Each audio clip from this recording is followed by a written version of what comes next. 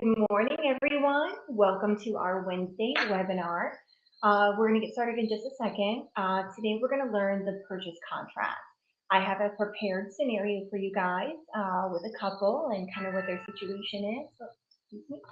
And we're going to work through that along with working through the new forms wizard in our new back office. For anyone logging in who's not a Florida Luxury agent, it'll just take a second to coach through this section, so just kind of follow along with us. I'll be doing a screen share, so this way you guys will be able to see all the information hand by hand. And then also, if you do happen to have a contract available, you might want to pull that out and print it, and then kind of use that to take notes following along, or perhaps just kind of follow along with the video today, and then later on you can go ahead and access it for the replay, and then follow that along with an actual contract so you can take notes. All right, you guys, we do have the live chat on, so if you do have any questions as we're running through things, feel free to type in, and I'll try to keep an eye on that as we go. Just want to go ahead and check in real quick if everyone can hear me and see me okay, if someone can just message in and let me know. Hey, Margot. Hey, Joanne. Thanks for joining us. Edwin. Elsie. Okay, awesome. Okay, all right, then let's go ahead and get started. I'm going to do a screen share.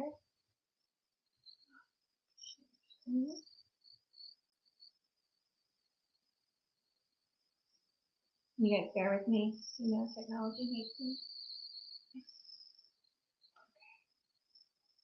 Share.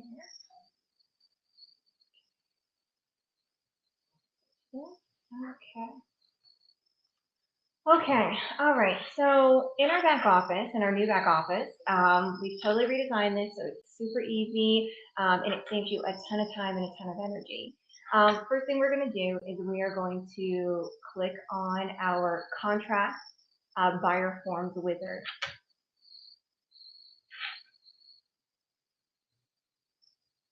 Now here we have our 7 questions based on the client and based on the scenario. Our scenario for today is we have Scott and Stacy Kimball. They're ready to move into a large home for their growing family of 4. Scott and Stacy have been renting a modest 1973 1,300 square foot home with 3 bedrooms, 1.5 baths, and a 1-car garage. They desire a minimum 2,000 square foot home with 3 beds, 2 baths, and a 2-car garage and an in-ground pool that's much newer with high ceilings, open floor, and stainless steel appliances. Sound familiar? Scott and Stacy are pre-approved for a conventional loan up to $230,000 and have money for the required down payment and closing costs. Stacy and Scott lease on their home and currently live in. It ends almost in 24 days, but they have agreement with the landlord to continue on a month-to-month basis if necessary. Scott and Stacy would like to close a few days before their lease expires to give them time to move in. You show them many homes, and eventually Scott and Stacy decide on a certain home. Now, I actually have a different MLS pulled up that we're going to use. It's going to be a little bit easier. Actually, no, we can use the one that's in this scenario. Okay, so no, we're going to use the other one. Sorry. All right, so now it says here helpful tips. Make sure to read the comments in the MLS. Also that they're going to be doing a 20% down on a conventional loan that can close in 30 days. So based on the scenario, let's go back over here to our forms wizard. So what type of property is it? It's going to be a residential home. Do they already have a signed broker disclosure to buyer form? This is a document that Florida Luxury provides to its agents for the clients. It's kind of a CYA document, cover your butt. It discloses all the things that are required to be disclosed to the buyer before going under contract to help keep you protected. So if we did have that signed already in our buyer consultation, that's great. We can select yes, we already had it. But if not, this is your opportunity to add it now, and it will automatically populate with the contract. So I'm going to say that yes, we were good and we already had it done. Do you need community association, do you need community or condo association writers? You can select no, the writers have been provided by the seller, so this would be found in the MLS under attachments where you see the little paper clip at the top. So yes, I need to include the HOA writer. I need to include the HOA and CBD writer, or include the condominium writer based on the type of property. So we'll just say, for example, that we need an HOA writer. Method of purchase, is it going to be cash with an appraisal contingency? Is it going to be cash without an appraisal contingency? Is it conventional financing or FHA VA? I believe in our scenario that they're 20% down, so they're going to be doing a conventional loan. So we're going to go and just do conventional financing. Well, actually, you know what? I'm going to mix this up for you guys. Sorry, because I do want to go over and explain the FHA addendum, so I'm going to say FHA. Is the buyer requesting the seller to pay closing costs? Let's see what our scenario says. I believe the scenario says that the buyer does have the required down payment and closing costs. So that's not one that we're going to need. Let's select no. Now, in this case, if you didn't need to select yes, this will automatically populate the verbiage in the contract for you. So you would simply select, tell it what percentage that you want or a flat dollar amount, whatever is appropriate to your client based on your conversation with the lender. Was the home or condo built before 1978? Let me look at the MLS sheet that we're going to be using. 2002, so no, we won't need that one. I'll say no. Is the seller providing a property disclosure for the buyer? If the seller is not filling out a required seller's property disclosure, which they don't have to if they've never lived in the property, then they can sign a non-occupancy. They are still required by law, though, to disclose any known defects of the property that aren't readily available to the buyer that would affect the material value. In that case, we do have Florida Luxury provide an additional addendum, which basically asks the seller some additional questions. For example, if they're familiar with the home had any past or present sinkhole issues, if they have a current survey or elevation certificate, things like that we can try to find out from the seller. What is the age of the air conditioning, the water heater, things like that, the roof. So here we'll just go ahead and select yes on here. All right, so we'll just select next. Now here, we do have a built-in CRM system for all of our agents. So here what I can do is I can go ahead and put in the property MLS number, which is going to go ahead and pull a lot of data and put it into our contract for us.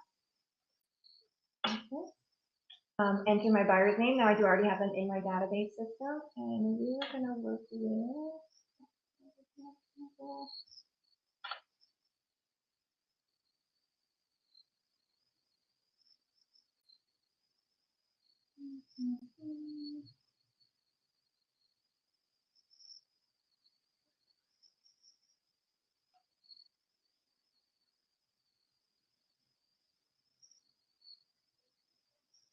okay, here we're going to actually use Carlos as an example. Okay. Now I'm going to go ahead. You have an option to download the contract packet, which is just a blank contract. Or when we put in this information, it's going to go ahead and pull out the information for us. I'm going to go ahead and select populate document package.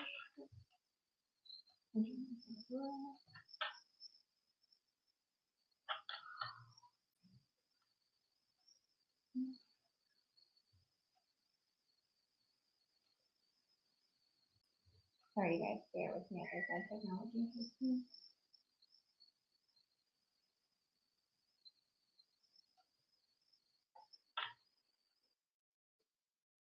Okay, there we go.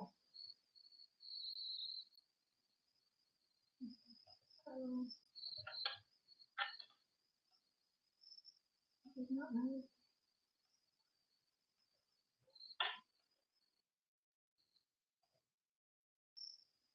Okay, here we go. All right, so we're going to go ahead and populate the forms package. And what this is going to do is it's going to pull together based on those questions that we answered, based on the client, and based on the property. It's going to pull all the addendums that we need so we make sure that we don't forget any crucial documents or addendums that we might need.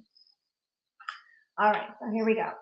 So first one here is going to be our TRID document, giving us permission to speak to the lender, title company, and escrow agent on behalf of the client. It does already populate for us the address, our client's name, we're working with a buyer. Here is just simply in the fields in blue are editable, so you make sure you don't miss anything. Here's where I would put in my information.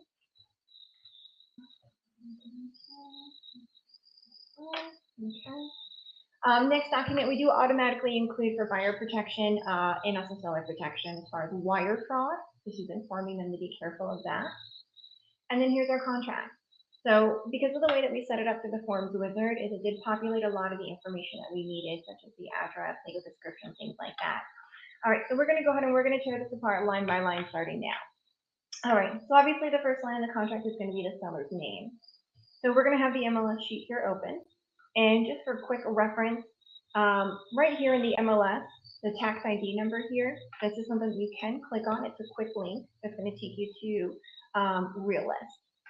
Now here on Realist in the very top gives us the address and it says owner information. Okay. Now here it says owner 1, owner 2, and then underneath of that it shows the names together. So I'm just going to go ahead and copy here.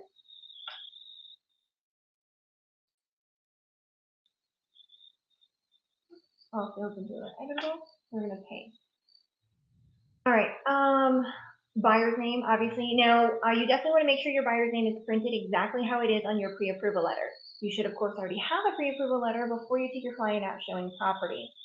So on here, the next line here is going to be the property address, your county, legal description. Now, when you're in the MLS, again, we do have Realist open. So here's where you'll find the tax ID information, legal description here.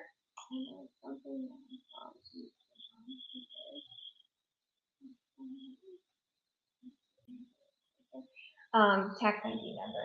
Okay, so let me come over here. Tax ID number.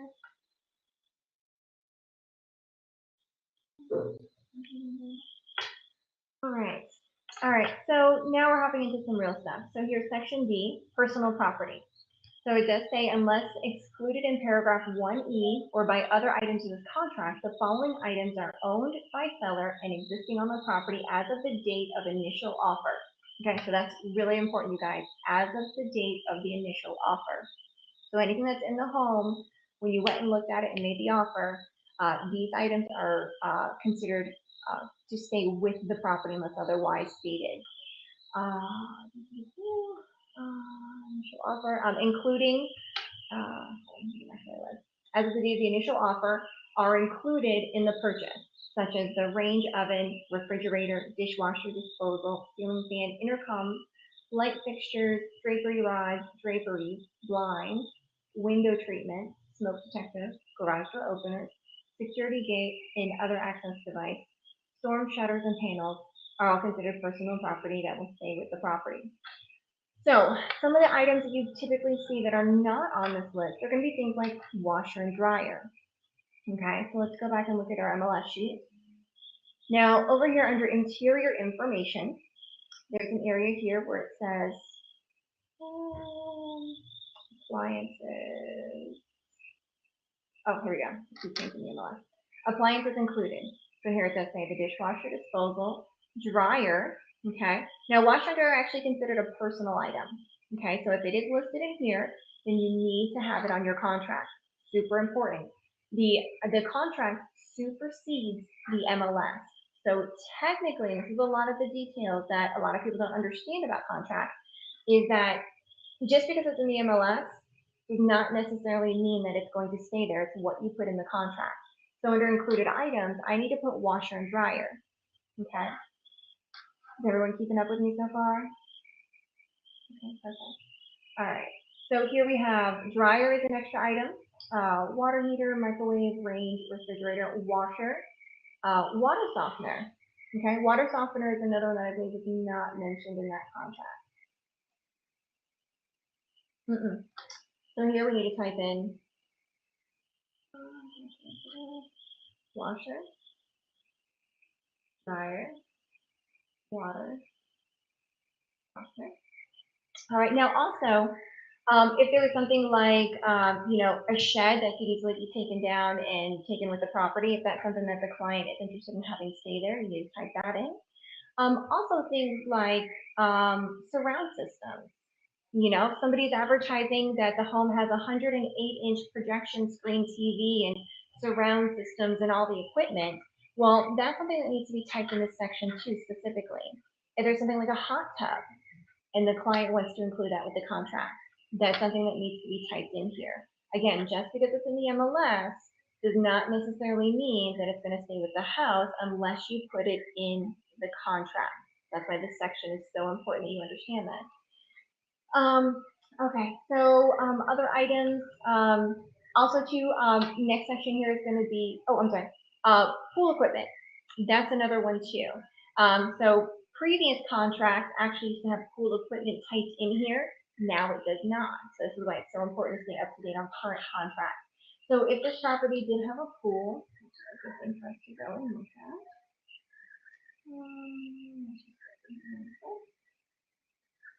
Beautiful property. Nope, no pool. Okay. So we are good there.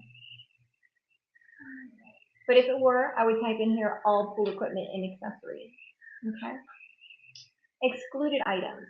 These are items that would be considered an attachment, but the seller chooses to keep. For example, there might be a chandelier that was her great grandmother's. And while it looks beautiful in the home, it's something that they want to keep with them. Also might be something like a refrigerator in the garage, right? The refrigerator in the kitchen will stay, but the refrigerator in the garage will not. So typically you're going to read through the description to see if there's anything mentioned in here about items that would be excluded. And then also typically down here in realtor remarks, this is where you would find any information such as items that would be excluded. Also, you can double check through the seller's property disclosure if that is attached. Okay, here I don't see any. Here you can put any, or you can just leave it blank. Purchase price. Okay, so we're just going to say that we're going to offer the asking price $695. So here you need to make sure you're doing proper numbers. Okay, so 695, comma 000, period.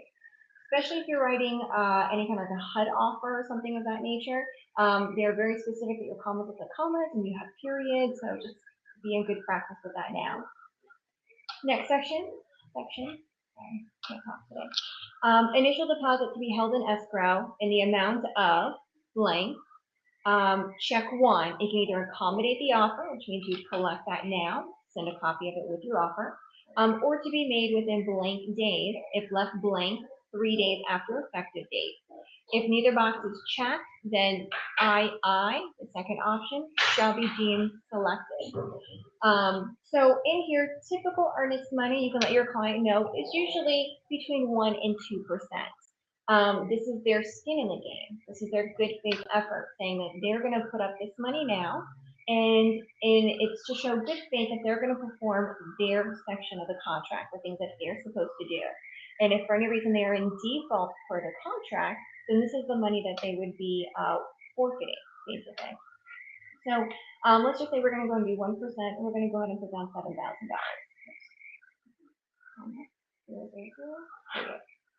And here, generally, I don't want to handle anyone's earnest money unless I know that offer is going to be accepted. So I typically opt for option II, and I type in the number 3 here.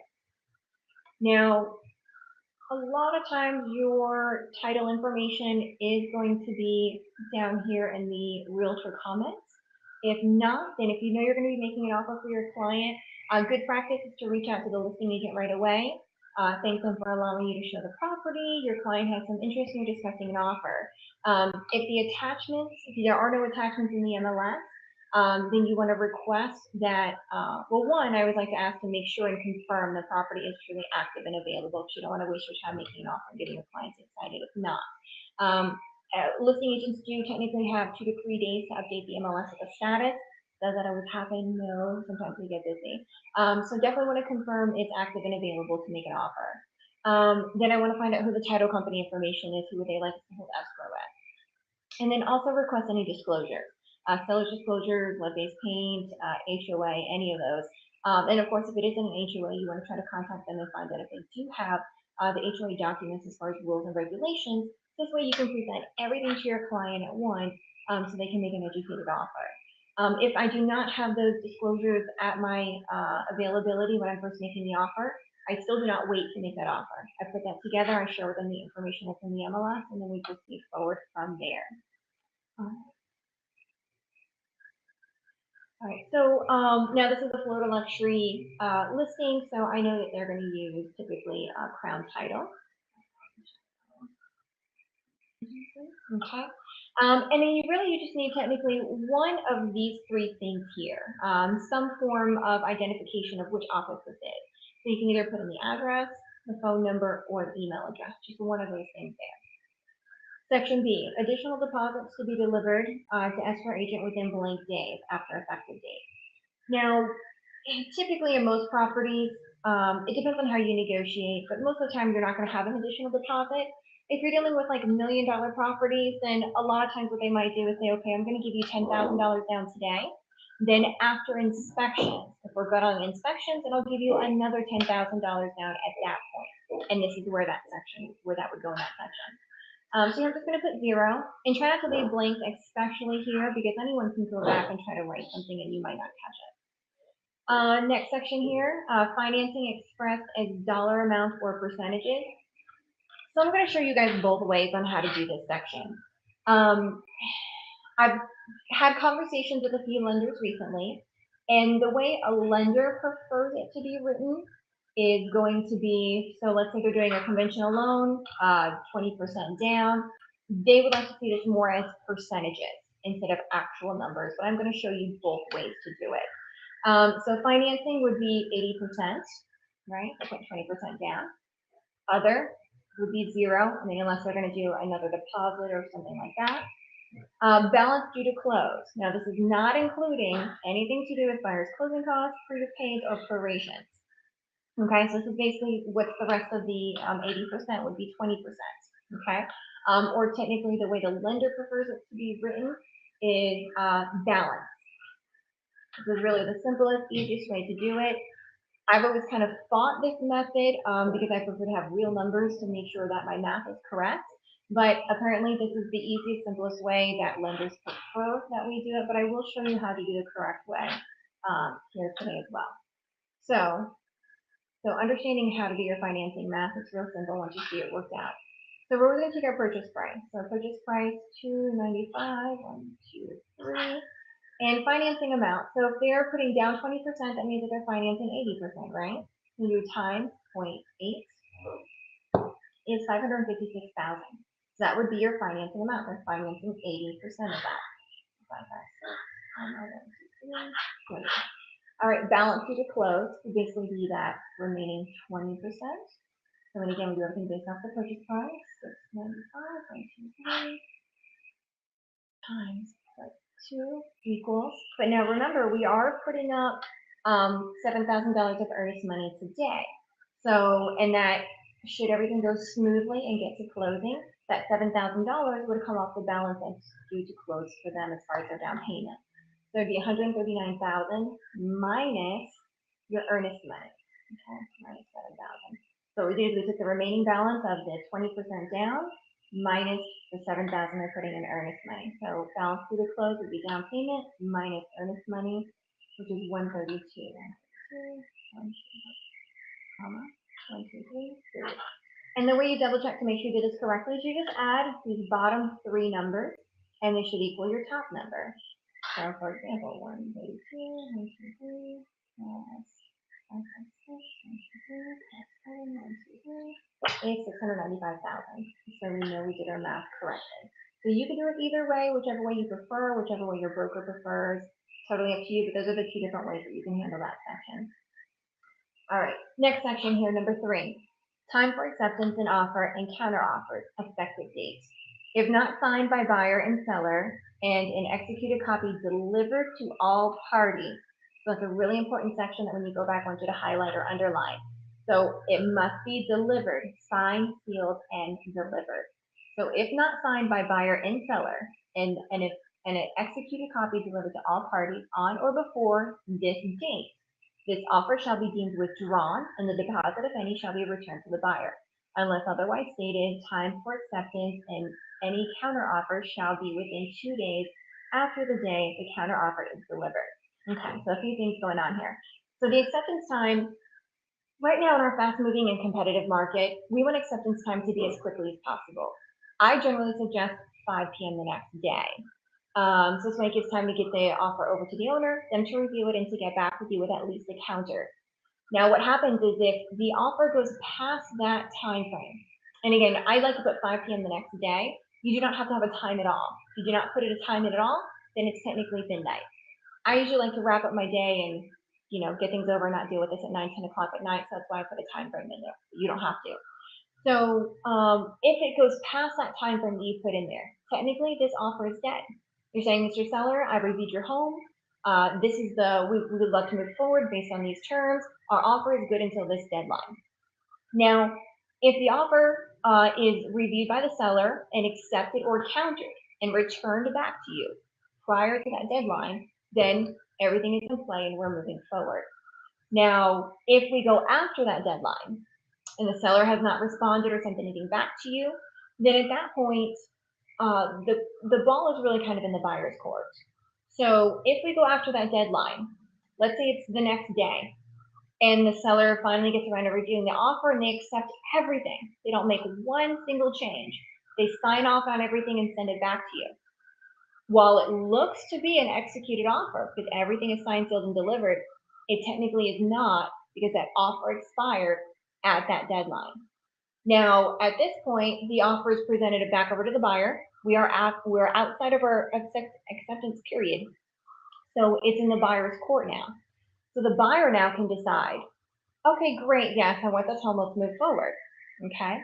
If not, then the buyer can say, no, sorry, you took your time, we found another home in the meantime, and we're moving forward with that, okay?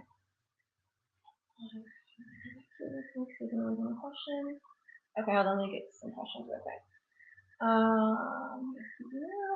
What if the seller switched the refrigerator and kept the nicer one? Okay, so that's where you run into a problem, and this is where, okay, so the question is, what if the seller switched the refrigerator and kept the nicer one? As it states in the contract, that as of the time of the initial offer, that those are the appliances that are supposed to stay in the property. You can raise that as an issue that they need to switch those back, or you can refuse to close. Good idea is to, a lot of times when buyers are looking at properties, they like to go back for a second showing. If it's a second showing that they're going back to, not a bad idea, just for good practice, just to maybe take pictures of everything in the house. Okay. Also, what a lot of people might do is, based on their home inspector, they might request that the home inspector jot down the model numbers of everything. Okay, so you have documentation there as well. But technically, per the contract, the items that were in the home at the time of the initial offer are the things that are supposed to be there at closing. Okay, so hopefully that answers your question, Edwin. Elsie, what if seller hasn't selected a title company? Okay, so technically, you must have a title company written in there. I see offers all the time because I review all of my agents' offers before they go out, and a lot of times you will see ones that come in and they say TBD, to be determined, or of seller's choice. Technically, this contract, we're negotiating terms of the contract that have to be executed and laid out. And one of those terms is going to be who is holding escrow. Now, the way that I usually coach in this section is that, because for it to be a legitimate offer, we have to identify all of these issues. And if you can't get a hold of the listing agent, which does happen sometimes, hey, I'm trying to send you an offer, please send me this information. Sometimes it's really hard to get a hold of them, but you don't want to wait and delay on getting an offer to a seller. So in that case, you can put in, if you do have your own preferred escrow agent or preferred title company that you use, you can put that information in there. And then generally what happens is when the seller's agent reviews the offer, they quickly will change that to make it their title company. So there's two different parts to this. So there is the title company that is going to be performing the closing and the transaction, doing the title search and all of those things. Then there's also, you can have a separate escrow agent or a separate title company that actually holds the funds, the earnest money funds. It doesn't always have to be that same title company. It's just that that's a lot easier and a lot simpler, because otherwise generally what you have to do is remember 2 weeks before closing to then have them wire or mail a check over to the actual closing title company so that they receive those funds in time of closing. A lot of times that's one little detail that sometimes gets overlooked. And then we're at the closing table and they're like, okay, where's the earnest money check? And they're like, oh shoot, it's at this other title company. So that can definitely cause a delay of things. But worst case scenario, you do what you have to do. In order for it to be a true bona fide offer, we do have to identify a title company. So in the case that you can't get a hold of the listing agent, you can put down your title company information and just let them know when you send it over that they can change that if they wish to whatever title company that they would wish to use. Okay. All right. Hey, Naomi.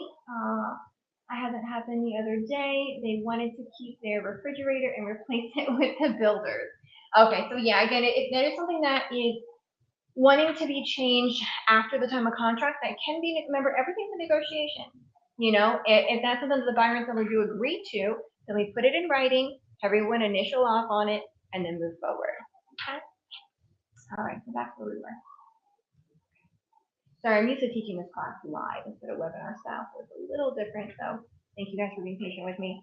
Okay, so closing date, let's see, today's the 14th. I'm going to put down 11, 15, 18, and I like 5 or 6 p.m. But again, that's my preference. Also, the next part of that says, unless otherwise stated, time for acceptance and any counteroffer shall be 2 days after the date the counteroffer is delivered. So let's say the seller does counter us, right? Then when we receive that offer, the counter offer, then technically that offer is good for 2 days. Now, time is of the essence in this contract. So you do want your client to, or your buyer to make a decision as quickly as possible and get that executed. Because in that 2 days, let's say, they counter and the buyer says, yeah, I need to think about it. And now it's into, we're getting into the beginning of day number 2. And in that meantime, while the buyer was thinking about it, another offer came in to the seller. That seller was better than the counteroffer they sent you. The seller does have the right to withdraw their counteroffer and accept the other offer. So this is why time is of the essence. But technically that offer, unless otherwise stated, is good for 2 days for you to go back. And if the buyer accepts or recounters within that time frame, then you're still good to go. Now, if the buyer is welcome to accept that counteroffer, initial offer changes, deliver, so it's signed, sealed, and delivered back to the other party. Very, very important to understand the signed, sealed, and delivered of it. Because let's say your seller counteroffers you, your client accepts it and signs it. You're like, all right, we're good. You even verbally call the listing agent to say, oh, my client accepted, I'm going to have them sign it, right? Well, until that offer is, even though the client signed it, and you're holding it in your hand, it means nothing until it is delivered. So you must deliver a copy of your buyer's signatures to all those changes and initials back to the listing agent. Now, that day that everything is received is your effective date. Effective date is very important to understand as well, because this is the start of your time period. So the date everything was signed, sealed, and delivered, even if it was 11:59 at night, it is that day that is your effective date. Now, everything that we'll notice in the contract will say days after effective date. So signed, sealed, and delivered is your effective date. Everything starts the day after. So if everything was signed, sealed, and delivered and executed today, today's Wednesday, then tomorrow, Thursday, would be day number 1. We'd count out all our days from there, okay? All right, so closing date. Unless modified by other provisions of this contract, the closing of this transaction shall occur, and the closing documents required to be furnished by each party pursuant to this contract shall be delivered on your closing date at the time established by the closing agent. So this is going to be your closing date. Now, it's super important that you have a good relationship with your lender, because if they're going to be financing, it's truly the lender that's going to be able to tell you when they can close. A buyer might be like, yeah, I'm closed in 2 weeks. I'm ready to move now. Okay. But the lender is going to be the one who truly gives you that answer, because based on that client and where in the process they are, the documentation that they've gotten to them, generally, we want to really stress to our buyers that even before we get under contract, they want to get all their documents to the lender as soon as possible. We want them to be able to run that through underwriting at least once first. That will speed up the process. So really, a lot of times, if they have all the documents to the lender beforehand, the lender can generally close that, even if it's an FHA or VA, within 30 days. So if you're in a competitive offer situation and everyone else is closing in 45 days and you're closing in 30, that's generally going to look a lot more appealing to the seller. So really, you need to have the conversation with the lender of, based on this client, what you've reviewed in their file and what they're looking like right now, how comfortable are you with closing? When would be a comfortable closing date for you? Generally, it's going to be 45 days. Usually between 30 and 45 days based on the client and the product that they're using. So for closing date, what I'm going to do is I'm going to factor in when my acceptance time period is. Okay, so I said 5 o'clock tomorrow. So let's say everything gets signed, sealed, and delivered by 5 o'clock tomorrow. then the following day, I would want to count as day 1 and count out 45 days. Okay.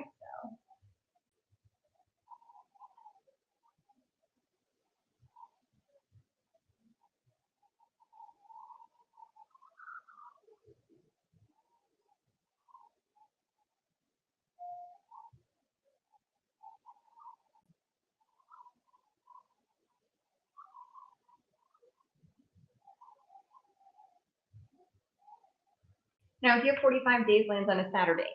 So clearly we're not going to close on a Saturday. Here this puts us to the last day of the year. Not sure if title companies are going to be open on that day, so definitely something you want to call and confirm. But if they are open on New Year's Eve, then this is the date that you would put down. Because it ended on a Saturday, you want to forward it to that next Monday. Or if not, possibly, look at the second or third. So let's just go ahead and say they are open December 31st. Okay. And if you noticed, I did count every single day. I counted Saturdays, I counted Sundays, I even counted Christmas. Okay. There's a section in here that we're going to get into that talks about, when a date would forward, dates that you don't count, things like that. But basically, you're going to count every single day, including any holidays that pass in that process. Another thing we can do here that I kind of prefer to do is to do on or before. Okay, on or before December 31st, 2018. What this means is that if all parties are ready, willing, and able, that we can close sooner without doing an additional contract change or an additional addendum. Okay, but again, all parties must be ready, willing, and able. So if a buyer, their loan is ready a week early, they're like, yeah, let's get this done. But the seller, they can't. They have all of their things lined up. They have family coming in from out of town to help them move. They got their moving truck. They have the place they're moving into. They absolutely cannot close before that date. Then you have to honor the original date. Okay, so the honor before just means if all parties are ready, willing, and able. If not, then you stick to the original date. All right. Extensions of closings. We're just hitting the highlights on this. A lot of these little things you just kind of need to read in the process and understand. If the property is subject to leases, section B here, line 68. If there are leases, and this is something you want to select, so you can get a copy of the lease. You'll have X amount of days to review that lease and make sure it's acceptable to the buyer. Assignability. Okay, section 7. So in here, I'm generally going to select may not assign this contract because I want to write a strong offer. I want it to be as solid as possible. The person making this offer is going to be the person responsible for this contract. Some rare situations you might come across dealing with investors. In that case, sometimes what they might do is they might just get it under contract in their name, but then what they're doing is they're going to be switching it over to their LLC and doing something connected with their private money. Different things like that can occur. So again, you really need to be proactive with your client in discussing these things ahead of time so you can set up the contract properly. But generally, for the most part, you're going to select may not assign. Section 8, talking about financing. Okay. Section A, buyer will pay cash for the property at closing. There are no financing contingencies. Okay. So if they're doing a cash offer, then basically their main out is going to be during the inspection period, unless something else should arise regarding title and things like that. But generally, they're going to have their inspection period. After that, there is no financing contingency unless they decide to add an appraisal contingency. Then that would be an out for them if they didn't have they had any issues and needed to could not negotiate. For this case, we're going to do section B though. So do make sure to select box B. A lot of times people will fill all this out, but they don't select A or B. Okay, so make sure you select box B, identifying that it's financing. In our scenario, the buyer was going to be doing a conventional loan. Others, so if it was like private money, you write private here. Within blank days, if left blank, days after effective date, the loan approval period. Okay, this is the time for you to, for the lender to do what they need to do to get the buyer approved for the loan, and notify the other side that you guys are solid by this date, or as solid as can be expected. Here, it does say if left blank 30 days. If you're going to do a 45-day closing, me particularly, what I'm going to do is I'm going to put in here like 42 days. okay? Because at least 3 days before closing, we're going to have our CD out, okay? Usually they're not going to send out the CD unless we know we're clear to close, okay? So this way, it gives the buyer time to do everything that them and the lender need to do. And then also it gives the seller a little bit of a security window that, at least at 3 days before closing, that we're going to be as solid as can be expected. Again, nothing is ever, be very clear with your clients, both buyers and sellers, and nothing is ever 100% until we're actually at the closing table and the seller has a check in their hand or a wire transfer and the buyer has the key, because anything can happen. I just had a situation recently where the buyer lost their job the day before closing, and that kind of threw a wrench in everything. But again, we're trying to negotiate a strong offer. So here I'm going to put in 42 days. Now, if it's a 30-day closing, then you would just do 3 days less than whatever your actual closing period is going to be. Here, the buyer is going to do a fixed adjustable. Typically, it's going to be fixed loans right now. Interest rate. If you have a client that's really on the edge, like if they miss one payment or they go into debt $1 extra, if the ratios off, here you might want to go ahead and put in an interest rate. Generally, I just kind of leave that blank, totally up to you. And a term of, generally people are going to be financing through the 15 or 30 years. All right, section I here, line 91. Buyer shall make mortgage loan application for the financing within blank days, as left blank 5 days after the effective date. So now this is different from a pre-approval.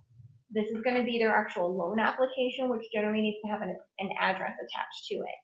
So once we have an executed offer, you are going to send a copy of this to the lender immediately.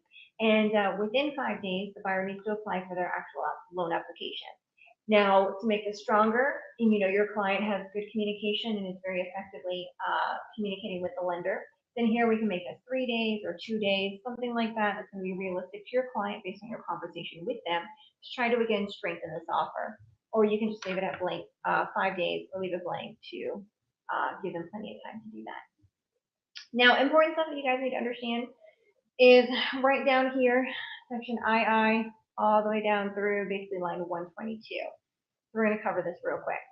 So, buyer shall keep seller and broker fully informed about the status of the buyer's mortgage loan application, loan approval, and loan processing, and authorize buyer's mortgage broker, lender, and closing agent to disclose such status and progress, and release preliminary and final executed closing disclosures and settlement statements to seller and broker. Now, line 103. Upon buyer obtaining loan approval, buyer shall promptly deliver written notice of such approval to seller, right? So the loan's approved, you need to notify the other side, let them know, hey, everything's looking good, we're rocking and rolling, we're looking at smooth sailing to closing. Now, if buyer is unable to obtain that loan approval, for whatever reason, the lender needs additional documents, it needs to go back to underwriting again, whatever it is, and we're getting to that loan approval deadline.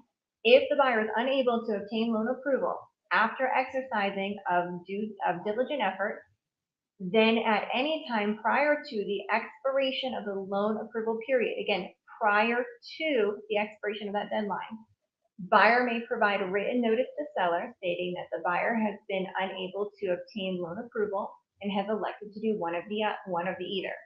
Okay, so we have this time frame to try to pull our loan together and to get approval. If the buyer cannot get approval by that deadline, they can do one of these two things. They can either waive the loan approval, in which event the contract will continue as if they did issue a loan approval has been obtained, or they can terminate the contract. So this is the protection period for your buyer, that if they do their due diligence in trying to obtain a loan and they cannot get a loan by the end of that loan approval period, they can cancel the contract by delivering a written notice to the seller and have the earnest money returned back to them. Now, if the lender cannot issue loan approval by that time period, then the buyer still has the option where they can waive that protection period for them, which, by the way, that's what that is. That loan approval period is protecting your buyer's earnest money, that they have this much time to try to get their loan together. If that loan is not approved by that time period, they can still move forward, but they're going to be waiving that protection period. So if the loan falls through after that time period, then they forfeit their earnest money. They would be in default. Okay. Now moving down the line here, the next page, line 101. If buyer fails to timely deliver notice provided in paragraph 8B, III, or IV above the seller prior to expiration of the loan approval period, then loan approval shall be deemed waived. In the event this contract will continue, in which event this contract will continue as if loan approval had been obtained, provided, however, seller may elect to terminate this contract by delivering written notice to buyer within 3 days after expiration date of loan approval period. So here's where the seller kind of gains control back. Okay, very important for you to understand is that if the buyer, we get to loan approval period, the deadline, and the lender doesn't have a loan pulled together yet to actually issue an approval. But let's say, for example, the lender's saying, oh yeah, we don't see any problems. Everything should be good. We just have to run this back through underwriting, and then we have everything else that we're supposed to do. And the buyer is confident that, everything looks smooth. I'm willing to risk this to keep the deal together and move forward. They can do that. However, if they do not issue loan approval and they do want to waive that contingency and move forward, at that point, the seller now has the right to cancel that contract. They have 3 days, so the seller has 3 days in which to decide, okay, do we feel confident enough that this is going to move forward, that we're willing to risk this and continue going on? Or this could also be an opportunity for an out for them. So let's say you guys have a really strong backup offer in place, right? And you would rather that backup offer is more appealing than the current offer you have now. The seller does have the right to cancel that contract, and in which case the earnest money would be returned to the buyer, and the seller can go with another offer. Or they can just cancel that contract and put it back on the market. Okay, so there is that 3-day window that gives the seller back control. Okay, so listing agents and buyer's agents need to understand that. Okay, let me go back to see, let me finish this paragraph and I'll see about other questions. Where are we at? Okay, if this contract is timely terminated as provided by paragraph mentioned above, buyer is not in default. Under the terms of this contract, buyer shall be refunded the deposit, therefore releasing buyer and seller of all further obligations of this contract. So if prior to the loan approval deadline cancels with a written notice, then earnest money shall go back to the buyer. Also, if the seller decides to terminate the contract during that 3-day window, earnest money will be returned back to the buyer. Line 116, if loan approval has been obtained or deemed to have been obtained, as provided above, and buyer fails to close this contract, then the deposit shall be paid to the seller. Because remember, the buyer decided to forfeit their loan protection period and proceed forward waiving that. So in that case, if the loan does not go through, the earnest money shall be returned to the seller unless failure to close is due to one of the following 3 things. So in the event that one of these 3 things happen, then the earnest money will go back to the buyer. So if 1, seller defaults or inability to satisfy other contingencies of this contract. So if this deal does not move forward because of something on the seller's side due to no fault of the buyer, then the earnest money will go back to the buyer. Number 2, property-related conditions of the loan approval have not been met, except when such conditions are waived by other provisions of this contract. So let's say we're in an FHA loan, and there's a situation where the appraiser did the appraisal subject to something being done. And if the seller does not repair that item per the appraisal or per the financing terms, then that's a situation where the seller, where the earnest money would go back to the buyer. Number 3, the appraisal of the property obtained by buyer's lender is insufficient to meet the terms of the loan approval, in which event the buyer shall be refunded the deposit, therefore releasing buyer and seller of all further obligations of this contract. That's a bit to absorb. So this is, again, why it's so important to understand your contracts and what that means and how you can write a strong contract for your client. All right, so let's see questions. Elsie, if the offer is accepted after the acceptance period, does the contract have to be updated? I suggest yes, that on that effective date, you want to just have whoever is currently about to send over the last change or whoever has it at that time, when you guys agree to move forward, just go ahead and update the acceptance period and have everyone initial off on it. And that should be it. Okay. Okay, all right. Next section. Okay, section 9 here. This is going to go over typical closing costs for seller and for buyer. If you are a listing agent, one of the things you want to be careful of here in section 9, under other, there's a blank line where somebody can sneak something in here. Okay, so you want to make sure you read that. Because I've seen ones where in very, very teeny tiny print it said seller to pay 4% of purchase price towards buyer's closing cost. And it got missed or overlooked. That became an issue. Also, sometimes people might slip in there something about the appraisal for the seller to pay for the buyer's appraisal. Okay, if it's written in this contract and it's signed off to, that's what your seller agreed to. Okay, so make sure to catch that. Okay, so we're going to jump down to line 158. You have two options to choose from here. This is basically identifying who's going to designate the closing agent, who's going to do the actual title work for closing. Option 1 is seller shall designate closing agent and pay for owner's policy and charges. And buyer shall pay the premium of the buyer's lender's policy and charges for closing services related to the loan. Okay, so typically it is the seller that selects title. They generally endure the most fees, costs, and expenses. So usually they're going to pick title. However, the buyer can choose title if they wish to. They want to pick their own title company, that's fine, they can. However, this states that buyer shall designate closing agent and pay for owner's policy and changes and charges for closing services related to the lender's policy, endorsement, loan closing. Okay, so generally the seller is going to pick title. You would select option I, line 158. Let the seller also pay for the owner's policy and charges. But if not, and the buyer is insistent, which sometimes you do get that when you deal with investors, they might be using private money and they require that this title company do the work. And in that case, then it just saves the seller a couple bucks, which you can factor back into their net sheet. And then you need to add that expense into the buyer's expenses now. Okay. Moving down, home warranty, line 173. My suggestion is to just really honestly, we want to keep a nice, clean offer. We want to present something strong. If the buyer is interested in a home warranty, I almost suggest that they just kind of handle that after closing themselves. Because here's what's going to happen. If the buyer does want to opt to have a home warranty included in the contract, then what the seller is going to do at the end of the day is they're just going to look at the net that comes to them at the end. So they're going to take your offer price, they're going to minus any closing costs, they're going to minus home warranty fees, and that bottom number is the number that they're truly looking at as far as your offer to them. Now, in the event that, let's say, sometimes this is offered in the description. We see this often sometimes as a marketing tactic, where it'll say, okay, with a full price offer or with this home, seller will provide a home warranty. That's great. In that case, we would go ahead and typically it should be listing agents. You should identify a top dollar amount and also who that home warranty is going to be through. If it does not state that, then this is an advantage to the buyer. So in which case I would check off seller. And in this gray line here, it says issued by, this would be the home warranty company.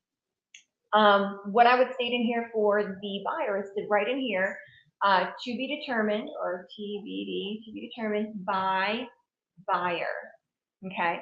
Because I've had a situation before where if you just put in here to be determined, and you don't identify who is to determine that, that becomes what's known as a legal gray area. And generally, it's most likely going to lean to the seller. The seller's choice is the seller is the one paying for it. So just to be very clear, you want to put in there to be determined by buyer. So if you have an A-type buyer who wants to do their research and analyze every single home warranty company out there before selecting one, that's fine. This gives them the opportunity to do that. You do want to give them an idea of rough estimates of what these policies can cost. You know, the average decent one, I would say maybe around like $550. If you want like a mid-level with a lower cost to come out deductible, in-service call deductible. And you also need to put in here a dollar amount. Now, also take into consideration things like if the home has a pool. Usually that's going to be your planned cost, plus you're adding an additional thing, which can be, you know, anywhere from $100 to $200. Okay, so some things to kind of take into consideration when you're putting this together. Okay. Next section here is going to be about special assessments. Okay, so this is going to determine if there are any special assessments on the property that are currently owed, like let's say the homeowners association their funds are low and they need to redo the roof of the common building and they need to resurface the pool. So they're going to reevaluate and charge all the homeowners an additional $100 a month for the next 10 months, something like that. Or let's just say the county just came through and did a new road road assessment. And now there's something on the books that says they have to pay an additional $500 a year for the next 20 years or whatever it is. This is going to determine who actually pays that. Generally, A is selected to be a little bit more on the fair side or competitive side if there's multiple offers, in which case it says seller shall pay installments due prior to closing, meaning the seller will pay it while they live there. And then afterwards, the buyer shall pay installments after closing.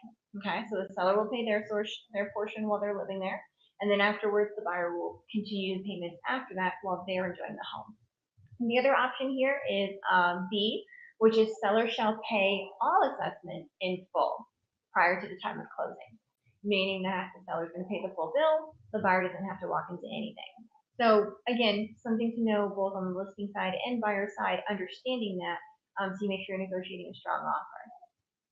All right, disclosures, these things here, of course, you need to read and understand. Okay, property maintenance is an important one too to understand. Property maintenance, section 11, line 245.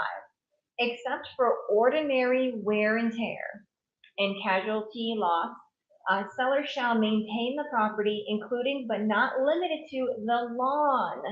Okay, this is a huge one that gets overlooked. Lawn, shrubbery, and pool in the condition existing as of the effective date.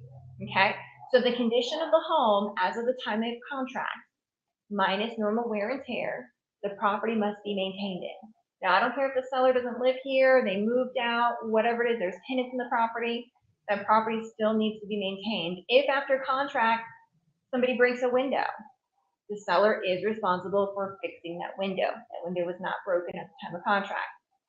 A big one that gets overlooked is the lawn. You know, the sellers have since moved out, they've gone into their new property, they left the state, whatever it is. The lawn's looking crazy. Okay, they are required to maintain that lawn. And technically, if the buyer goes there and there's, 4-foot weeds and, stuff jumping out at them, that they don't have to close. They can delay closing because the property does not meet the property maintenance agreement. Okay, so a big thing to keep on top of your sellers about too, as well as the pool. All right. Section 12, this is super duper important for you guys to know. Talking about property inspection, right to cancel. Now remember, this is an as-is contract. Most everything is written on an as-is contract. With the as-is contract, you need to explain to your client and make sure they understand what as-is means. So basically, as-is means that the seller is not obligated to make any repairs. Okay, basically what you see is what you get. Okay, so the buyer has the right to go ahead and perform inspections, any inspections they wish during this time period. The seller does have to make the property available to them during this inspection period. And based on those inspection findings, the buyer does have the right to try to negotiate any items of concern. So basically, they'll do an inspection. If there's some non-cosmetic items, such as, let's say, common is double tapped wiring in the electrical box, right? Or maybe there's a slow leak under the kitchen sink. The buyer, during this inspection period, can request, and Mr. Seller, we've done our due diligence, we love your home, we want to move forward. However, these are some items of concern for us. We would like you to repair or replace these. And in that case, the seller has the right to say, sure, we'll go ahead and take care of that and we can move forward. Or they'll say, well, I'll do this, but not that. Or they can say, I don't have time to deal with this. Let me give you a credit at closing and you take care of it. Or they can tell you, hey, go fly a kite. I've got 6 offers and 2 backup offers right behind it. Okay, so it's totally up to the seller on which they decide to do or not do. Okay, but the buyer does have the right to inspect the property, understand what its current as-is condition is, and proceed forward from there. So let's go ahead and read this paragraph so we understand exactly what it means. So property inspection and right to cancel. Buyer shall have blank days, if left blank 15 after effective date, which is known as your inspection period, within which to have such inspections of the property performed as buyer shall desire during the inspection period. Now this section is so important, you guys should highlight this. If buyer determines in buyer's sole discretion that the property is not acceptable to buyer, then buyer may terminate this contract by delivering written notice of such election to seller prior to the expiration of the inspection period. If buyer timely terminates his contract, the deposit shall be returned to the buyer. Therefore, buyer and seller shall be released from the further obligation of this contract. Okay. So if the buyer decides, so that this is kind of twofold.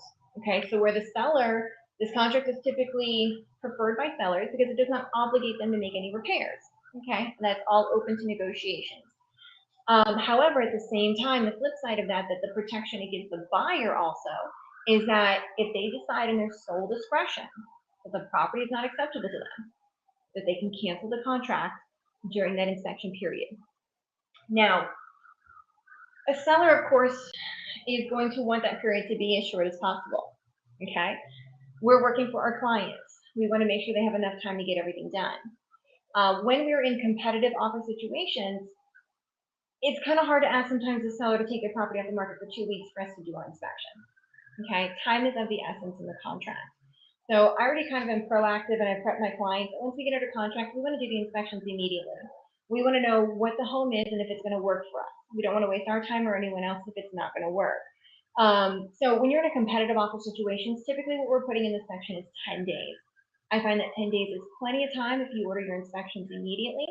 And then even if you have to have a second specialist come out, like the home inspector suggests you have an electrician come out to evaluate the panel, then you still have time to get the electrician out there, look at that, get an estimate if you need, whatever you need to do. And also it's very clear and important to understand in this paragraph too that the contract does not state, and I come across this so much, the contract does not say that you have this inspection period to do your inspections and then you have until whenever to negotiate. No, the contract very clearly states that you have this time period. Let's say it's 10 days, for example. You have 10 days to perform all inspections. And if you wish to cancel this contract and protect your earnest money, you must cancel the contract before the end of that deadline. Not, and so many agents that comes across me where they have the impression that, okay, well, we did our inspections within our 10 days and we sent a request to the listing agent to fix these items before that deadline. Well, the contract doesn't say that you have to send a request for repair before that deadline. No, it says you have to cancel that contract before that deadline to protect your earnest money. Gotta understand these terms, you guys, otherwise you're gonna lose your buyer's earnest money, okay? Because what this means is, let's say, you do your inspections, you request these 2 items, you send them off to the listing agent, now we're past our inspection period, right? You think you're safe because you sent a request, which means nothing. You actually have to have that executed, signed, sealed, and delivered again before the end of that inspection period, because here's what happens. Is sure, you sent the request over, but you guys have not come to terms yet. You're now at day 11 or day 12. Buyer and seller can't pull it together. They can't come to an agreement. Seller says they'll do this and this. The buyer really wants that, okay? You cannot come to an agreement. Well, guess what? If the buyer wants to cancel, they're going to be in default if they're going to cancel based on the inspection items, because they only had until day 10 to cancel to protect their earnest money. Very important to understand that. Now, my suggestion is get your inspections done right away. Get whatever second opinions you need to do immediately. Then you want to use, for my agents, we have a specific repair request addendum that you need to use. There's specific verbiage in there about who's to do the work, providing receipts, things like that to keep you and your client protected. So if we're approaching the end of our inspection period, buyer and seller still have not come to terms. They're still negotiating whatever it is. Or even let's just say, we need more time to have that second person come out to give an estimate so the seller can decide if they can repair this or not. That's very common. That happens too. Seller a lot of times is going to say, yeah, sure, we'll fix that. We need to know how much it costs first. We need a little more time. So if you're approaching the end of your inspection period, what you need to do is you need to extend your inspection period. So use an addendum extending the inspection period as mentioned in section 12 of the contract to this deadline. Okay, that gives you now more time to do everything you need to do so that you can come to terms during that period and keep your buyer's earnest money protected. Now, if you're dealing with a little bit of a stubborn seller, they're not very responsive, we're getting down to the end of your inspection period and you just haven't heard anything from them.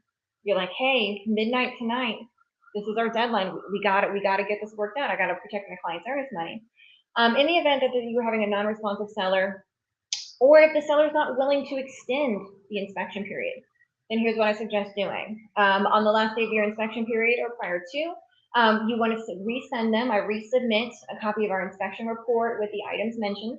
I submit another copy of the repair request list. And then also I sign and send over a cancellation notice. Mr. Seller, I need you to sign one of these items. Okay. So this way, if you guys go outside of your inspection period, now you guys can go outside of your inspection period and then get everything negotiated and get back on track and move forward. Sign, seal, deliver an executed repair request addendum. But if, let's say, we go over and they're still trying to negotiate and they can't come to terms, then your buyer's earnest money is protected, okay? Because you did deliver to them prior to the expiration date of your inspection period notice of cancellation, okay?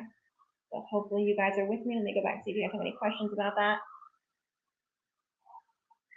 Does the seller have to provide a home warranty? No, that's all negotiable.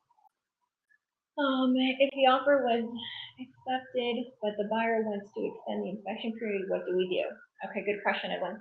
So if the offer was accepted, but the buyer wants to extend the inspection period, what do we do?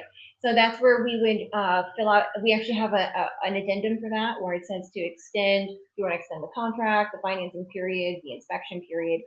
You would check the box that says inspection period up until what day and time, and that must be executed by all parties.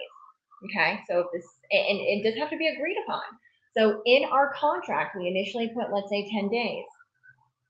That's what everyone's bound to perform by. In order to extend that, all parties must agree, signed, sealed, and delivered. Okay, so if the buyer needs more time, remember, you're still at the mercy of the seller.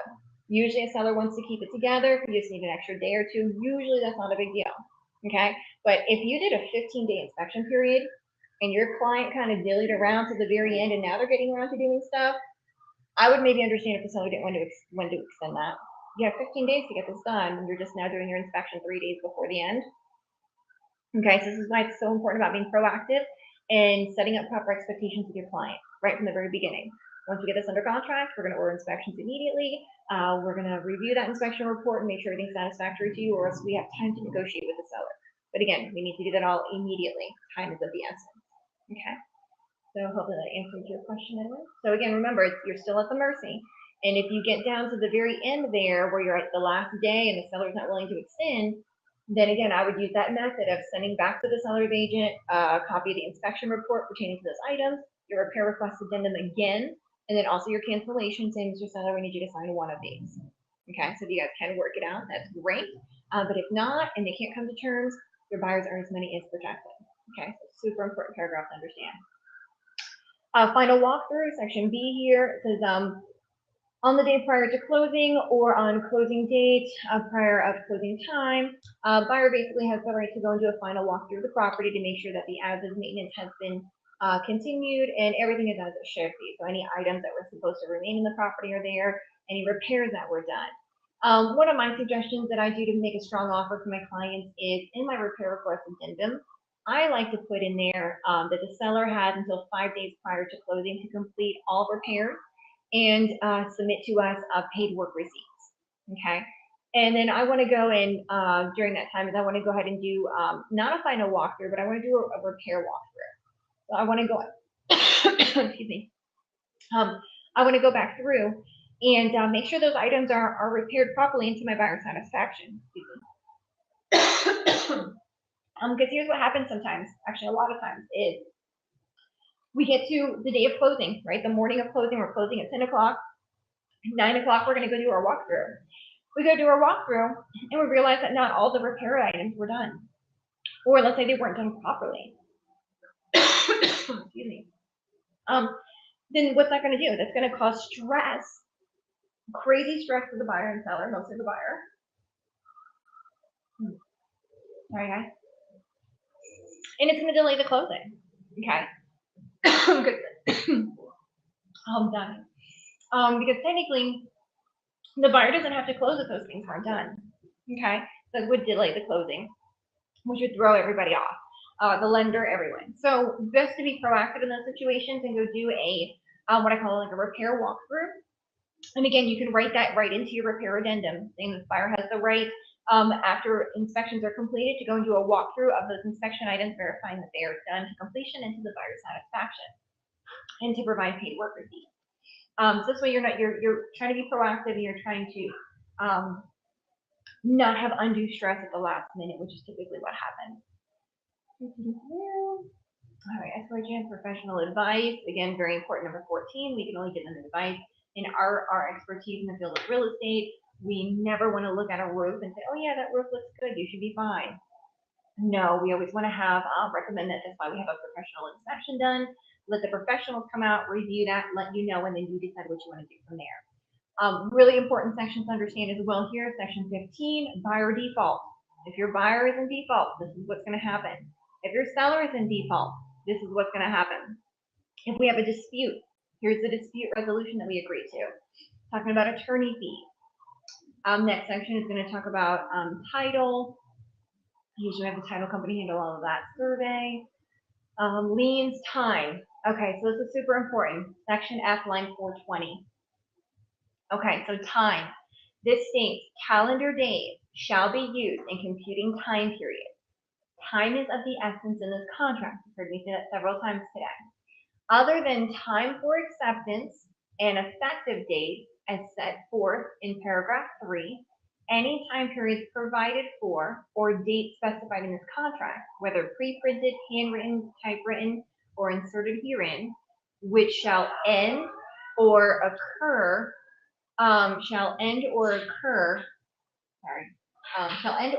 on a Saturday, Sunday, or a national legal holiday.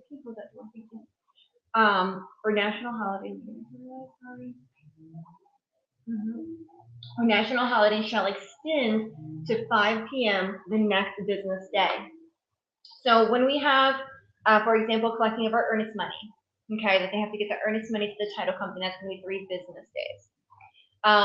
When we have an acceptance date, okay, my offer is good until Sunday at 5 o'clock.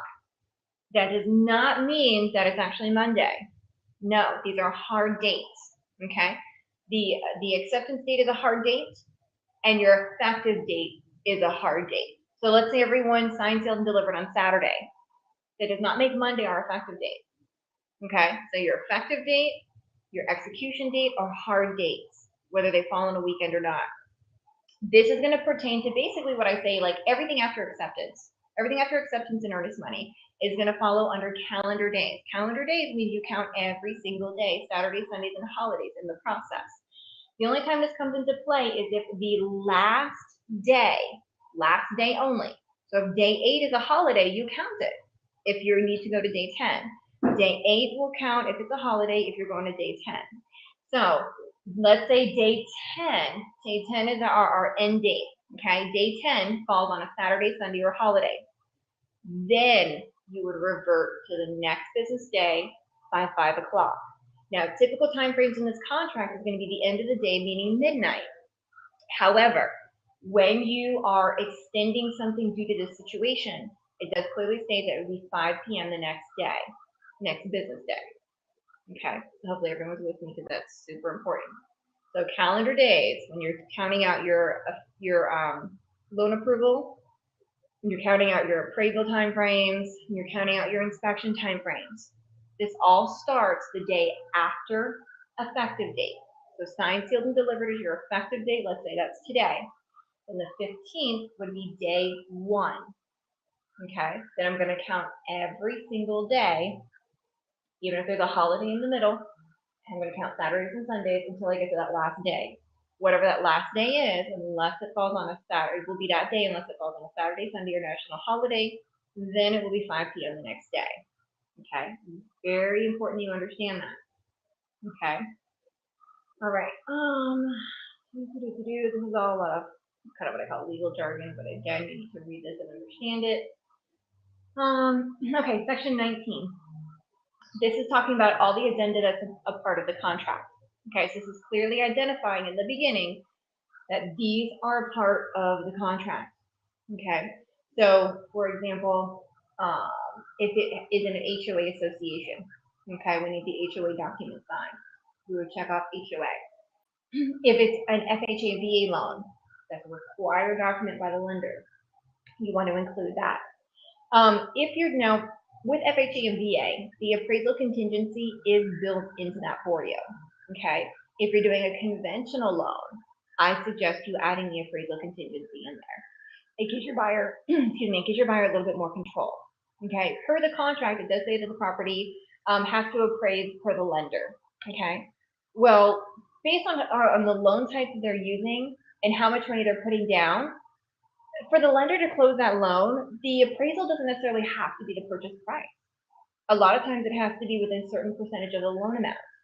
Okay, so just because this is where you need to be careful, where you need to understand your contracts and addendums. So again, based on the lender, the product, and the loan type, that if the home does not appraise for the purchase price, a lot of times you can still be locked into that contract.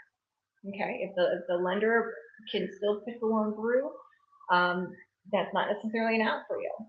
Okay, so you need to understand that and have that conversation with your lender. Now, ones like FHA and VA, that does clearly state that the property must appraise for the purchase price. Okay. So if you're using a conventional loan, I do suggest you put in the appraisal contingency. Now, what the appraisal contingency states very clearly is that you have X amount of time frame to get your appraisal done. It's left blank 10 days before closing. And that it must appraise for the purchase. You can put in there a dollar amount, or I suggest using the words purchase price, because sometimes we go back and forth and counter offering and price changes. You want to make sure you keep your client protected by simply putting the words in there purchase price instead of an actual dollar amount, that keeps you protected should you have any adjustments and you forget to go back and change that. So really important. But basically what it says is that the property must appraise for either the dollar amount you enter or the words purchase price.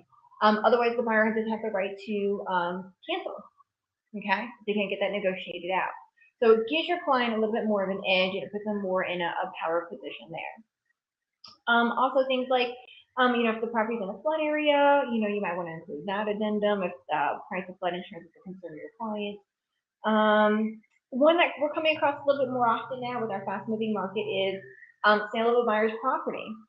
Again, this needs to be a proactive conversation you have with your client in the very beginning, as to, and also with the lender, because the lender should tell you this too, if the approval is based on the client selling their property first. And that's also a great question to ask your buyers. Hey, do you have a property you have to sell first? Because what a great opportunity to pick up 2 transactions out of it. And also important to know moving forward with your client that, sure, they issue this approval, but you need to understand if it is contingent upon their property selling. Because if so, you probably want to add that into your contract to give your client some protection should anything fall apart. They're not obligated to proceed forward with the other house or possibly require this money. FHA, lead-based paint might be another common one that you'll have to use. Additional terms. For my people, you don't put anything in this section without getting approved by a broker first. But again, most all of my agents are going to send me their contracts first for review to make sure everything looks good to keep you and your clients protected. Because a lot of times, so you understand too, other agents in this section here, what you type in here is going to supersede what is already approved by a massive legal counsel of attorneys who specialize in doing this. Because once you put something in here, an additional provision, the additional provisions is going to supersede the exact written legal terminology that is in the contract. So super important that you know and understand that. I see all the time where people put in additional provisions, they'll say, oh, even though it's already stated in the contract very clearly with the terms of what happens if each situation occurs, they'll put in there contingent upon a home inspection, contingent upon buyer's loan approval, right? Well, what you did is you just basically, you've altered the exact verbiage that's already in the contract, which clearly states what happens if this happens, what happens if that happens. So, and also too, there was just an issue if you guys, all of you should be getting the Realtor magazine, and in there was something that was just covered specifically about additional provisions, that when you do write things with additional provisions, depending on what you're writing, you're actually practicing law. Okay, so you've got to be very careful with these contracts. So again, additional provisions, I suggest getting whatever you put down in there approved by your broker first.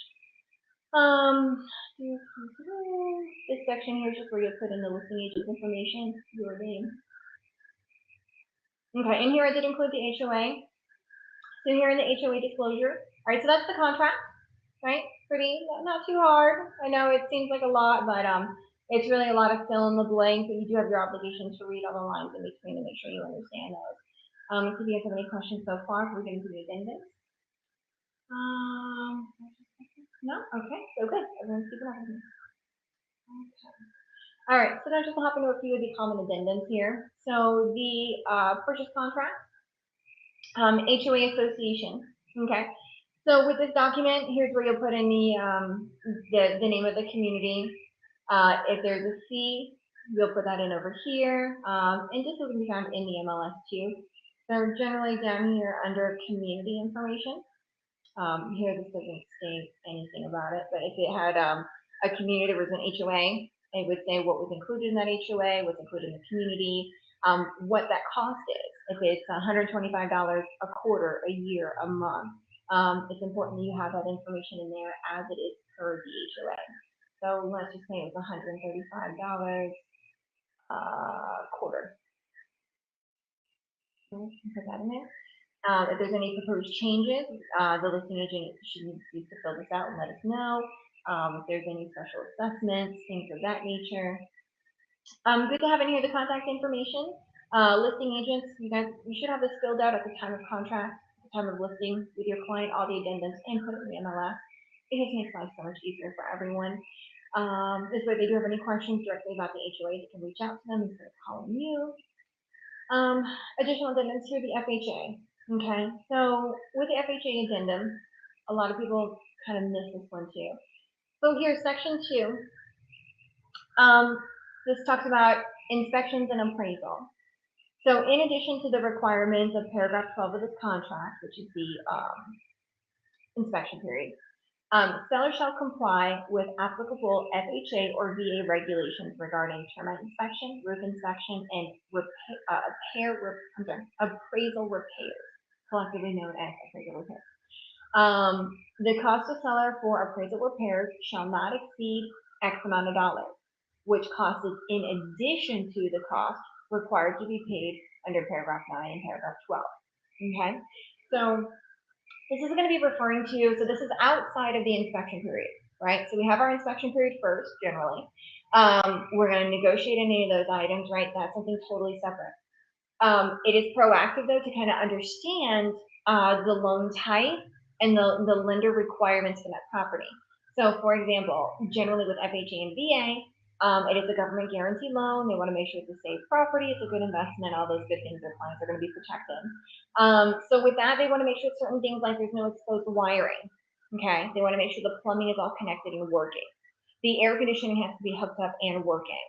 The roof has to be watertight with anywhere from 2 to 4 years of life left on it. Get the exact number of years from your lender. Things like that. Okay, if there's any safety issues, like let's say there's wood stairs and one of the stairs is damaged, that's something that's going to get flagged. If there's clear evidence of termites or possibility of termites, that's something that could get flagged as well. So these are not home inspection items, but yet if you're proactive and understand what a lot of these key things are, you will address those in your inspection period, and you can use the leverage of, hey, we don't want this to come up when the appraiser comes out there. So let's just address this now because we know it's going to be a problem. Okay, it's probably going to get flagged. But like GFCI outlets near where there's water, like in your bathrooms, in your kitchen sink. Things like that are going to be required from the lender, from the appraiser who goes out there is also the FHA or VA inspector. They wear 2 different hats when they go out there. They're doing one job or 2 jobs at one time. So this particular section has nothing to do with the home inspection. This has to do with anything that comes up from the FHA inspection or the VA inspection, which is the appraiser who goes out there. So if the appraiser knows, hey, you're missing GFCI outlets, they removed the ceiling fan, but there's wires hanging down from the ceiling. Right, exposed wiring. Okay, the lender is going to require those to be repaired. Required, even though the home is sold as is. Okay, the lender is going to require those to be repaired in order to proceed forward with the loan. If the seller refuses to do those items, then the buyer cannot obtain financing. Then they have an out based on their financing. They get their earnest money back. Okay, so this dollar amount covers if the lender, if the FHA appraiser notes anything pertaining to the FHA loan requirements. Based on the property, when you put in there, usually $1,000 is not a bad number to throw in there. If it's like a newer home, it looks good, your client's okay with, okay, well, if there's $500, $1,000, if it's an older home, it definitely looks like there might be termite issues. You might want to put that a little higher, maybe 2,500. Okay, so this is a conversation you kind of have with your client based on your walkthrough and review of the property, what their comfort level is if these things come up. Now, what this section also means is that, let's say you agree to $1,000, okay? They're required, and the seller agrees, they sign it, and the lender comes back and there's a few items, it's under $1,000, you guys are good. The seller is obligated to make those repairs and make them before closing. They do have to have the FHA inspector go back out there, which usually is an additional cost to the buyer, so be prepared for that, and usually $100 to $150 maybe. So once those items are done, this is why you want to be proactive about this as much as you can during the inspection period. Because if the lender does have to go, the appraiser does have to go back out there to confirm that these items have been repaired, there will be an additional cost usually to the buyer. And also just kind of sets things back in the process, just takes a little bit longer. Now, if the repair of the items are more than what that limit is that the seller agreed to, the seller's not obligated to pay more than that. Okay, so in that case, if we cannot work it out and come to an agreement, then obviously the loan's not going to go through, the financing isn't going to be approved, and we would have an out, and the earnest money would go back to the buyer. Okay. Okay. Section 3 here. This is with FHA. So this talks about the property and that the property must appraise, and then here you have a blank line for putting in the dollar amount. My suggestion again is actually using the words purchase price, because again, remember, sometimes we go back and forth in our negotiations, and even after inspections, the price still may adjust again. So you had better remember to change the price here and have everyone sign off on it. Otherwise, the safe thing to do is just write the words purchase price, and it doesn't matter how many times that goes back and forth, you're covered with whatever that end result is. If it's VA, of course, you'll want to check the VA button down here, but I think the scenario we're doing, actually we're doing conventional, but I didn't want to just cover this document with you. And that's it. All right, so hopefully this kind of helped you guys understand the contract a little bit more. Again, I apologize, I'm used to doing this a little bit more in a live class with interaction and questions and things like that. So a little awkward doing it webinar style, but hopefully that was able to help you guys out. Okay, so Edwin, good, thank you for sliding things up. All right, so you guys, I'm gonna open it up just for a minute or two. If anyone has any questions, please. Oh, Stacy, thank you for joining. All right, so anyone here with me? Monica, Leanne, or Jennifer, do you have any questions? Especially one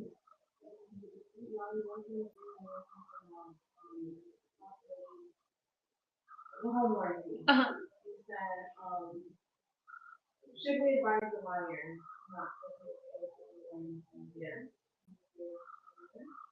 My personal, and everyone has a little bit difference of opinion. There are some agents out there who they put this in every single contract, right, for their clients to try to negotiate a home warranty. But you just need to understand and have your client your buyer understand that at the end of the day, what a seller is going to do is they're going to look at your purchase price. They're going to deduct anything you're asking for, like your home warranty, then there's a price in there. They're going to deduct the price of that. And then also, like, if you're asking for things like closing costs, they're going to deduct that. Okay, so they're looking at all those different things.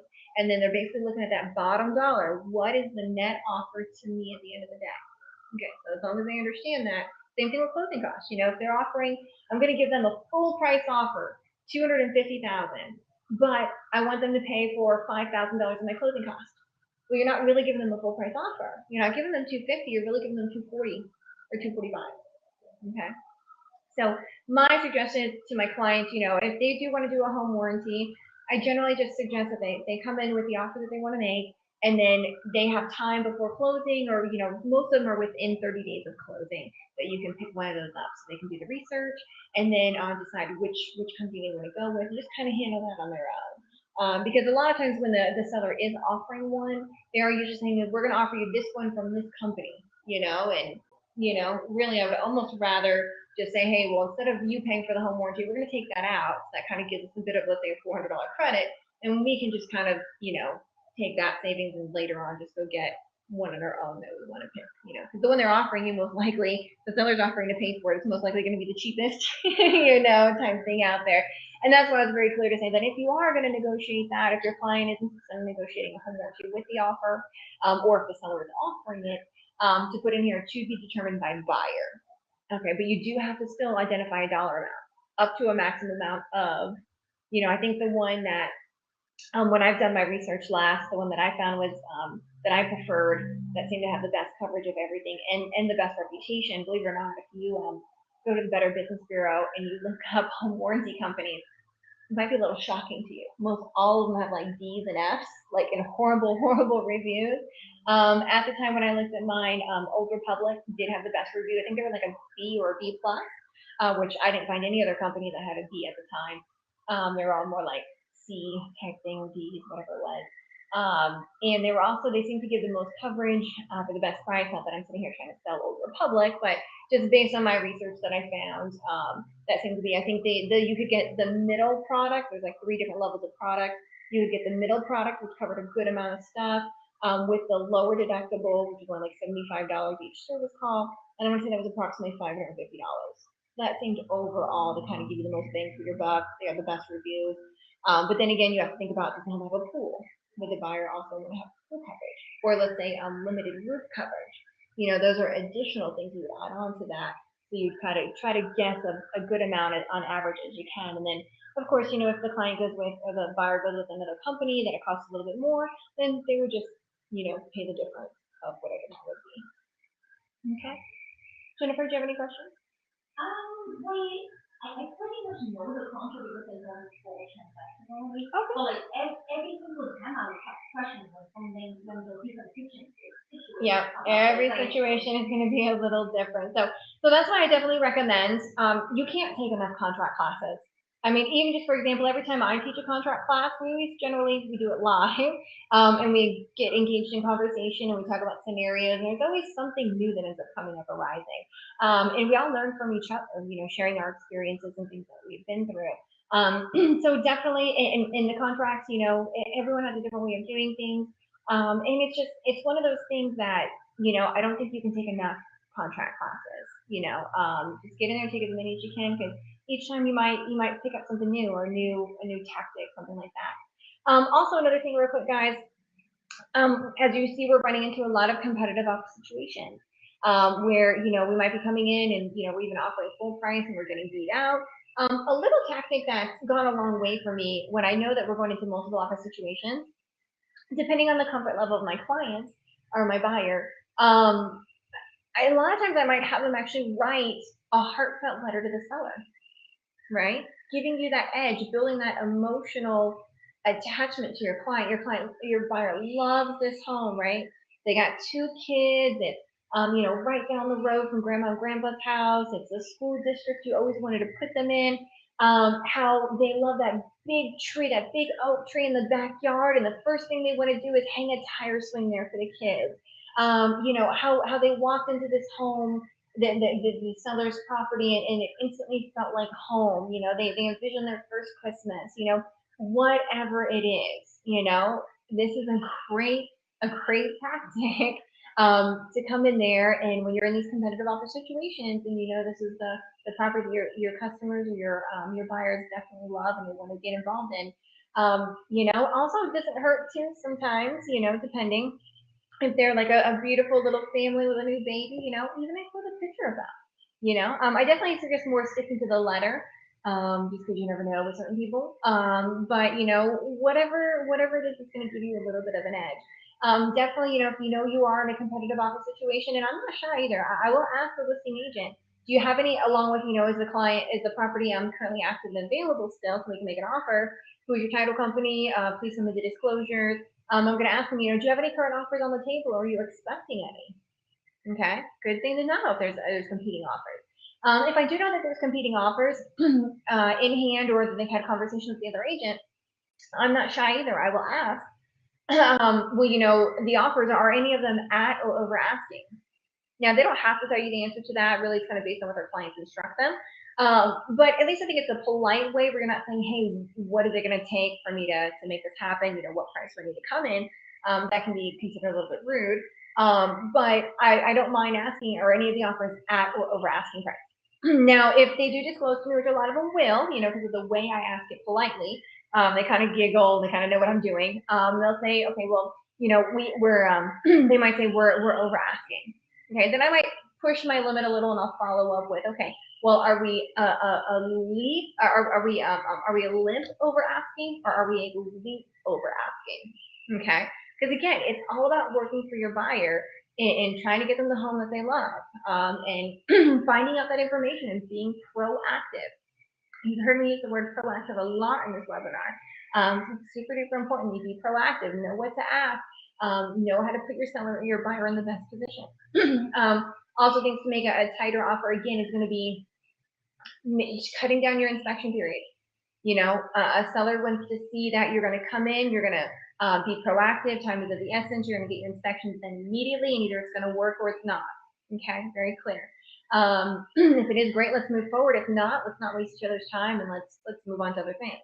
So try to keep your inspection period around 10 days or less if you can, based on your client. But again, you don't want to rush them and put them under too much stress either. But generally, 10 days is going to be fine. If you have an inspector, like I love Albert with Complete Home Inspection, he's guaranteed to be out there, I think it's within 72 hours. Okay, so I know for a fact that I can get him out there within 72 hours.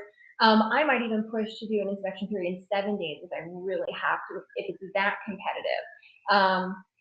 And again, earnest money, you want to put down a decent amount of earnest money, not too much that, should something happen that puts your client in a situation, but you don't want to put down $500. Okay, $500, to be honest with you, in my opinion, is weak earnest money. I mean, a lot of people will just walk away from $500, right? That doesn't make them very committed to this contract, and that's what the point of the earnest money is. It's to show your good faith that you're going to be committed to performing your part of the contract. What else? So yeah, so lots of different things that you can do in there. So you guys, I am always available to you. So if you do have any questions regarding the contract, you're welcome to call me or call your office brokers directly and just kind of walk us through any situation you have, any situation, and we'll get you through that so that we can make sure that you are staying protected, you're writing a great offer for your client, and at the end of the day, we want it to be a win-win situation for everybody. So, all right, you guys, well, thank you so much for joining. I'm going to check real quick to see if there are any more questions. No, we're good.